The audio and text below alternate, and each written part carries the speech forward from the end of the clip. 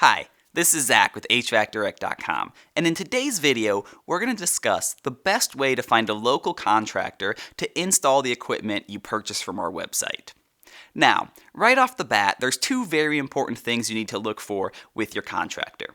The first one is that they are EPA Universal Certified. This means that they legally can work with refrigerant and they have passed certain tests to prove they know what they're doing. The other thing you want to make sure of is that they are either bonded or insured as required through your local area. That may vary based off state to state or municipality to municipality. So do a little bit of research and make sure they meet those two requirements. Once you have that down, it's really on to the step of how do you actually find them. Now, as much as we wish we could just give you a list of every contractor that will install for you, unfortunately, we can't do that. But there are some good ways to find local contractors that will be willing to work with you. You could go and find the bigger HVAC companies in the area, but most of the times they only install equipment that they themselves have sold you. And the reason for that is they mark that equipment up a lot, so they make a lot of money on it. That way, they can actually make extra profit, and that hurts you, and we're trying to avoid that. So, I wouldn't start there. Right off the bat, you could go to places like Angie's Lists or Thumbtack, and you might be able to find a local contractor that is willing to work with you. You could also go to social media. A lot of smaller companies or one-man shops are advertising on social media, and that's a good way to find them. If you can't find them there, we always recommend talking to people in your community, maybe at your church, at your local rec center, or gym. They may know somebody or even have a relative that does HVAC. If that's the case, you can get in contact with them and do your vetting process from there.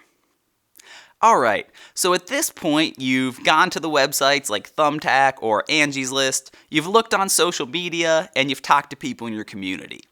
You found a contractor and you've made sure they're EPA Universal Certified and they are properly insured or bonded in your area.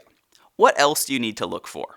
Well, a few other good things to make sure of is that one, they are able to pull permits if required. That's a very important step to take because if they can't pull a permit, your job may get stalled. Another good thing to look for is if they have other certifications. It won't be required, but they might be NATE certified or ICE certified. These are third-party independent certifications that prove that this contractor has taken extra steps to get certified in specific areas.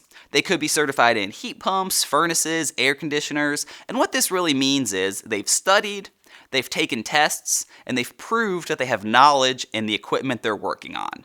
Like I said, not a requirement, but it is a good thing to have, and it shows they know what they're doing. And while there is no one-size-fits-all answer to finding a contractor, hopefully this video has helped you out along the way. And of course, if you're working with a contractor and something seems off or just not quite right, give us a call. We'd be happy to talk to you and help answer any questions you have.